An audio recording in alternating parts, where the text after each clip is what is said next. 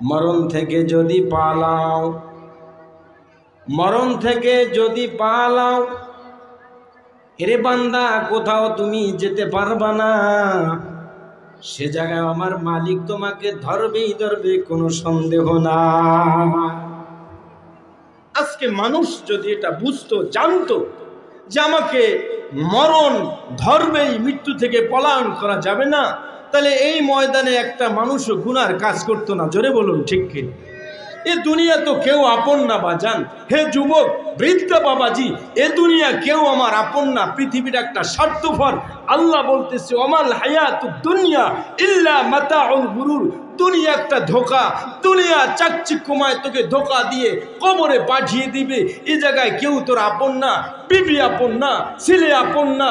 একটুখানি পরীক্ষা করে দেখ বান্দা, তুই যদি অসুস্থ হয়ে হসপিটালে শক্ত বেডে থাকিস, তোর যদি পচন ধরে শরীরের মধ্যে, চেহারার মধ্যে যদি পচন ধরে, তোর বিবি তোর কাছে যাবে না, তোর ছেলে মেয়ে তোর কাছে ভিড়বে না, সবাই মানুষজন নাকে রুমাল দিয়ে তোর কাছে যাবে। বাস্তব না অবাস্তব বাজান বলেন? কেউ যাবে না।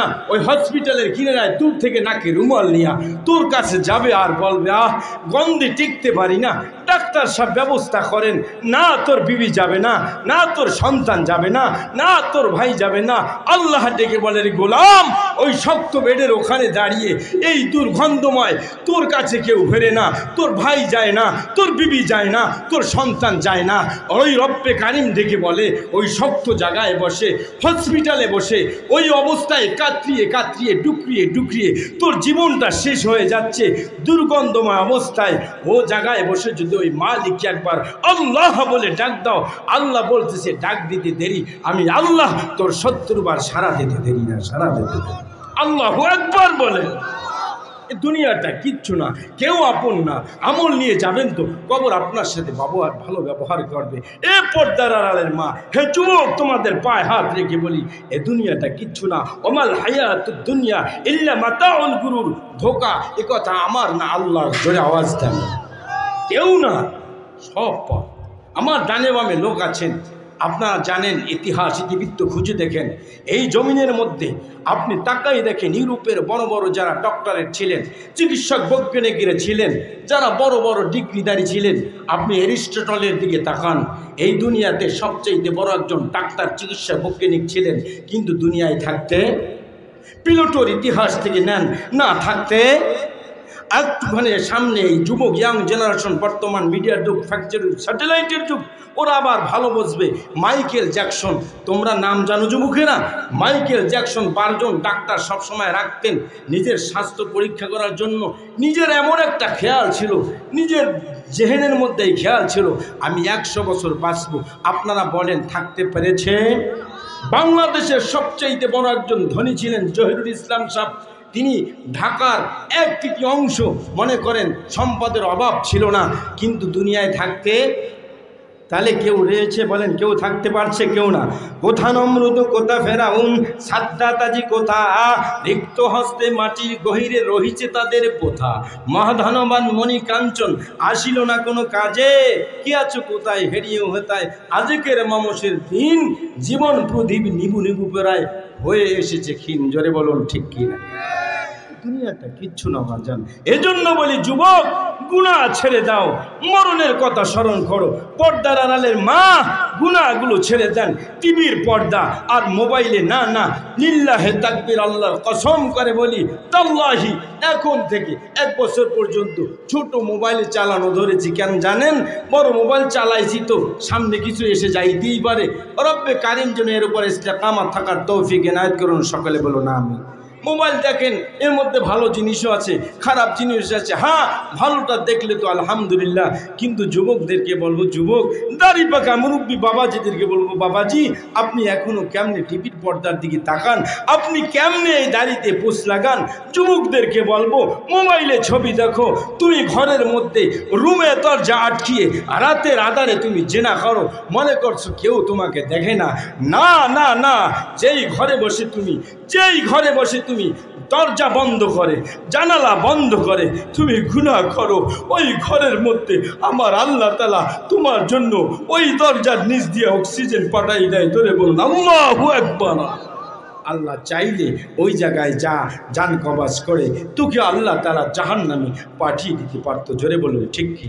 কেউ না, পৃথিবীটা সব ক্ষণস্থায়ী, কেউ আপনার আপন না। এই পৃথিবীতে আমল নিয়ে যাবেন তো কবর আপনার সাথে ভালো ব্যবহার করবে না। না, আমরা কত জানেন, পয়গম্বরের সাথে ইদ্রিস পয়গম্বরের দেখা হয়ে গেল স্বপ্ন যোগে, ডাক দিয়ে বলি, ইদ্রিস পয়গম্বর আপনি তো নসিব ভালো, জান্নাতের খোঁজ সব কিছু পেয়ে যাচ্ছেন, খানা পিনা খাচ্ছেন, তো ডেকে ডেকে বলতেছে পয়গম্বর না, আমার নসিবে তো আপনার নসিব ভালো, আপনার উম্মতের নসিব ভালো। কেন? বলে জান্নাতে তো ঢুকতে পারি না, জান্নাতের গেটের রেদান ফেরেশতা একটা ওয়ার্ড লেখা দেখেছে, লা ইয়াদখুলুল জান্নাতা আহাদুন ক্বাবলা মুহাম্মাদিন ওয়া উম্মতিহি, যতক্ষণ পর্যন্ত আখির জামানার পয়গম্বর তার উম্মত না ঢুকবে ততক্ষণ পর্যন্ত জান্নাতে কোনো নবী রাসূল উম্মত ঢুকতে পারবে না। আল্লাহু আকবার। কি মনে করেছেন আবু জার গিফারির মতো মানুষ কবরের পাশে গিয়ে ফাতেমার লাশটাকে নিয়ে ডাক দিয়ে বলতেছে, ইয়া কবরু আতাদরি মানিল্লাতি জিনা বিহাইলাইক, এ কবর সাবধান, তুই বেয়াদবি করবি না, তোর ভিতর কাকে রাখতে আসছিস তুই কি জানিস? কবর আওয়াজ দে না। আবু জার গিফারি আবার ডাক দিয়ে বলে, কবর তুই জানো না, হাদিহি ফাতিমাতু বিনতি মুহাম্মাদিন সাল্লাল্লাহু আলাইহি ওয়াসাল্লাম। কবর আওয়াজ দেয় না। আবু জার গিফারি আবার ডাক দিয়ে বলে, কবর সাবধান, হাদিহি যাওজু আলীল মুরতাদা রাদিয়াল্লাহু তাআলা আনহু। কবর কোনো আওয়াজ দেয় না। আবার ডাক দিয়ে বলে, কবর বেয়াদবি করবি না, তোর ভিতর কাকে রাখতেছিস তুই কি জানো? হাদিহি উম্মুল হাসাইন আল হুসাইন রাদিয়াল্লাহু তাআলা আনহু। কবর আওয়াজ দেয় না। কবর ডাক দিয়ে বলে, আবু জার গিফারি মা আনা হাসাবিন মা আনা হাসাবিন বাল নাসাবিন বাল দিউ আমালিন সালিহ, মা আনা হাসাবিন ওয়ালা নাসাবিন বালদু আমালিন সালিহ। আমি কবর আবু জার গিফারি, আমি কবর আবু জার গিফারিকে চিনি না, হাসান হুসাইনের মাকে চিনি না, আমি আলীর স্ত্রীকে চিনি না, আমি ফাতেমাকে চিনি না, নবীজির কলিজার টুকরো ফাতেমাকে চিনি না। তার কবর যদি, তার আমল যদি ভালো হয় আমি তার সাথে ভালো ব্যবহার করব। আল কবরু রাউযাতুম মিন রিয়াদিল জান্নাহ আও হুফরাতুম মিন হুফারিন নার। কবরটা জান্নাতের একটা টুকরো হয়ে যাবে। আমল যদি ভালো না হয় আমি তার সাথে ভালো ব্যবহার করব না। আমি কবর কেমন জানো? আবু জার গিফারি জেনে নাও, আনাল মাউতুল্লাযী উআম্মিরুল কুবুর, এমন একটা জায়গা সাপ বিচ্ছুর ঘর, এই জায়গায় আমি কাউকে চিনি না, কাউকে চিনি না। আল্লাহু আকবার বলেন। আমরা কোথায় যাচ্ছি যুবক? কোথায় বাবাজি হাঁটছি? গুনাহ তো আমরা করেই যাচ্ছি, গুনার প্রতিযোগিতা তো আপনার আমার মধ্যে হয়ে যাচ্ছে। আমলটা যদি ভালো হয়, নাকের উপরে যদি চলতে পারেন, যদি মরণের কথা চলতে পারেন, আল্লাহ রসুল বলছে, মান কানা আখিরু কালামিহি লা ইলাহা ইল্লাল্লাহ ফাদাখালাল জান্নাহ। শেষ সময় ঈমানটা নসিব হবে তো কলেমাটা নসিব হয়ে যাইতে, মান কানা আখিরু কালামিহি লা ইলাহা ইল্লাল্লাহ ফাদাখালাল জান্নাহ, জবান দিয়ে বের হবে তো জান্নাতে ঢুকতে দেরি হবে না। জোরে বলুন সুবহান। পয়গম্বর বলতেছি, ইদা হাতুদিরাল মুমিন আতাত মালাইকাতুর রাহমাতি, যখন কোনো মুমিন বান্দা মৃত্যুকে ভয় করে, আল্লাহকে ভয় করে, কবরের পথে সংগ্রহ করে, যখন কবরের দিকে রওনা হয় আল্লাহ তাআলা আসমান থেকে একজন ফেরেশতা পাঠান, বিহারিরাতিন বাইদা, হাতের মধ্যে একটা রেশমি রুমাল থাকে, এত সুন্দর রুমালের ঘ্রাণ পৃথিবীর কোনো মানুষ কোনোদিন দেখে নাই, শুকে নাই, কল্পনাও করতে পারে নাই। বিহারিরাতিন বাইদা ফায়াকুলুনা খুরুজি ডেকে ডেকে বলে, ওই রব্বে কারিমের পক্ষ থেকে, ফায়াকুলুনা খুরুজি রাদিয়াতাম মারদিয়া ওয়া আনকি ইলা রূহিল্লাহি রাইহান ওয়া রাব্বি গায়রি গনবান। বান্দা আয় আয় আয় আয়, তোর উপর আল্লাহ তাআলা বেজার না, তোর জন্য জান্নাত রেখেছে। আয় রব্বে কারিমের উপর তুইও রাজি খুশি ছিলি, মৃত্যুকে ভয় করেছো, সামান জোগাড় করেছো, একটু পরেই তুই জান্নাতে ঢুকবি, তোর কোনো ভয় নাই। জোরে বলুন আল্লাহু আকবার। আল্লাহ। তো সর্বোপরি মূল কথা হলো কবরের পাতে সংগ্রহ করা যাওয়া লাগবে। দুনিয়া একটা ধোঁকা, এতে কোনো সন্দেহ নাই। এতে আপনারা একমত না দ্বিমত? একমত আছে। এই দুনিয়া বাজান কেউ কারো আপন না। আপনি করোনায় আমাদেরকে শিক্ষা দিয়েছে। আমি নিজে যাত্রাবাড়ি ছিলাম, আমরা যেই কয়জন আপনারা দেখেন কিনা জানিয়া, আমরা প্রায় 17 জন লোক ছিলাম। মানুষের জানাজা পড়াইছি, গোসল করাইছি, করোনার রুগীদের এই হাতে গোসল করাইছি। আমাদের তো করোনা ধরে নাই।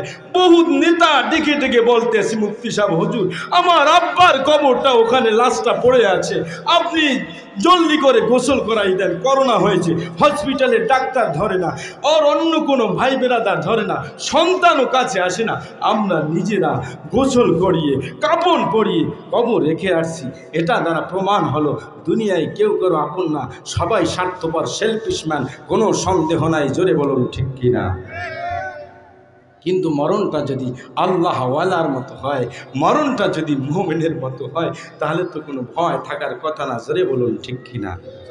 আল্লাহওয়ালাদের মরণ কত সুন্দর, মুমিনের মৃত্যু কত সুন্দর।